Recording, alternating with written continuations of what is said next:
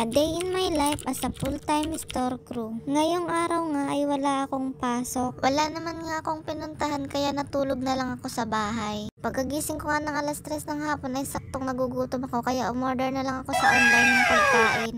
Nung araw din nga na ito ay natanggap ko ang 13 month ko kaya nga nakapag-order ako dito sa online. O yung mga nakatanggap na ng 13 month dyan, saan nga nakarating ang 13 month nyo? At may tira pa ba? Sa akin kasi wala na. Halos isang taon na nga din na wala akong gala at puro na lang talaga trabaho. Dahil nga puro na lang bayarin ang nag-aabang sa sahod ko ay hindi ko na rin nabibili ang mga gusto ko. Kaya nga ay deserve ko naman ito. At ang in-order ko nga ay ang body fiesta nitong Mang Inasal. Kinikilig talaga ang puso ko dyan dahil sa pagkain. Dahil tingnan mo naman napakarami ng serving ng Mang Inasal. Meron nga yung 2 hita ng manok at 2 barbecue. Meron din 2 Shanghai at meron din yan 2 halo-halo. Meron na nga din itong kasamang gulaman juice. Sa mga oras na yan ay nagugutom na din nga ako dahil hindi na nga ako nakapagtanghalian kakatulog ko. Kayo din ba nararanasan nyo yung hindi na kayo nakakapagtanghalian dahil diretso na nga ang tulog nyo lalo kapag galing kayo ng panggabi? Napakalaki talaga ng hita ng manok sa Mang Inasal. Kaya mapaparami ka talaga ng extra rice kapag dito ka sa Mang Inasal kumain dahil sa manok pa lang nila ay panalo ka na talaga. Noon nga madalas akong kumain ng Mang Inasal pero hindi ko nga nasusubukan ang barbecue nila at ngayon nga lang at napakasarap nga pala nito.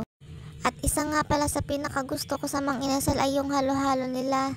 Dahil meron nga itong ice cream at leche plan. 700 pesos nga ang ganyan mga ante pero may 300 voucher discount nga ako kaya 400 pesos na lang ang binayaran ko sa rider. Kaya nga ang saya ko dahil nga sa ganito karami ay ang laki rin ng naitipid ko. Sa sobrang kabusugan ko nga ay nakaramdam ulit ako ng antok kaya natulog ulit ako.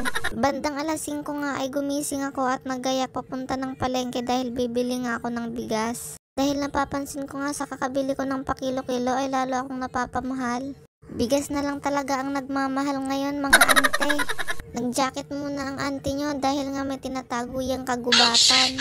Pagpasensya nyo na nga din pala ang kalat ng bahay dahil wala pa nga yung kagamitan. 5:30 na nga ito ng hapon nung lumabas ako ng bahay. Hindi na nga ako nag-tricycle papunta ng kanto dahil napakalapit nga ng labasan dito sa amin.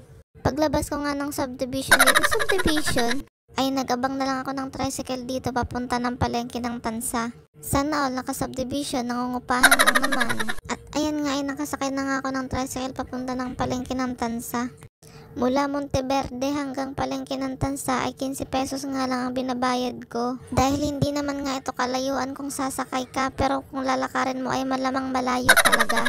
Sa mga oras nga na yan ay nakarating na ako dito sa Tansa Public Market. Pag bumibili nga ako ng bigas ay yung sweet pandan yung binibili ko dahil ang bango niya nga pag niluluto na. Bumili nga muna ako nitong kiat-kiat kaya iniwan ko muna sa pinagbilhan ko yung bigas na binili ko. Pag nagagawi nga ako dito sa palengke ay hindi ko nga maiwasang hindi bibili ng prutas dahil favorite ko nga yun. Alas 6 na nga ito ng hapon at nilakad ko na lang kahit malayo dahil sayang pamasahe. Nung hapunan nga ay yung natirang Mang Inasal na lang yung kinain ko. At nung umaga nga pagising ko ay nagtimpla muna ako nitong Nescafe Creamy Latte. May medical nga pala kami niyan sa trabaho kaya maaga akong gumising. Nag-almusal na nga rin ako ng spaghetti dyan at pinarisan ko ng kombi. Nagmamadali na nga pala ako ng mga oras na yan dahil yung kasama ko nga ay papunta na ng center. Hintay, wala nang ligo-ligo. Tai lang naman ipapasa mo doon. Kung taga-Tansa nga ay dito nga lang kami nagpa-medical sa Global Life.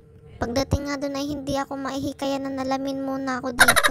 Nung pauwi nga ay sabi ng kaibigan ko ihahatid niya na lang daw ako papunta sa bahay dahil gusto niya ring makita yung apartment na tinutuluyan ko. Bago nga ako bumukod ng bahay ay dito muna ako sa kanya nakitira ng ilang araw. At nung bandang alas 4 ay nagpahangin nga lang muna kami dito sa may labas. 10 PM nga pala ng gabi ang pasok ko dyan. 7:30 na nga pala nang kumain ako ng hapunan dyan dahil papasok na nga. 8 PM na nga ng gabi nang maligo ako dyan. Nakakaantok na talaga pagka ganitong oras ang pasok ko.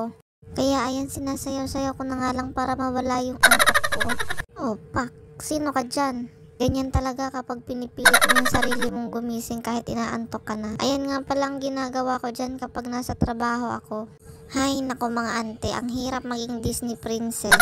Kailangan mo talaga muna maging alipin ng salapi. At nung break time ko naman ay ito nga yung kinain ko, yung Graham de Leche. Yung katrabaho ko lang talaga dapat ang bibili ng ganyan. Dahil sabi ko nga simula ngayon ay magtitipid na ako. Kaso wala, ang hirap talaga magpigil kapag ginaakit ka ng pagkain.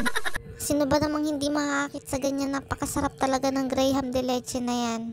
Kaya sabi ko na nga lang habang kumakain ako niyan ay leche na pagastos na naman ako. O diba, sarap na sarap ang auntie nyo? O siya, hanggang dito na lamang at baka umay na kayo.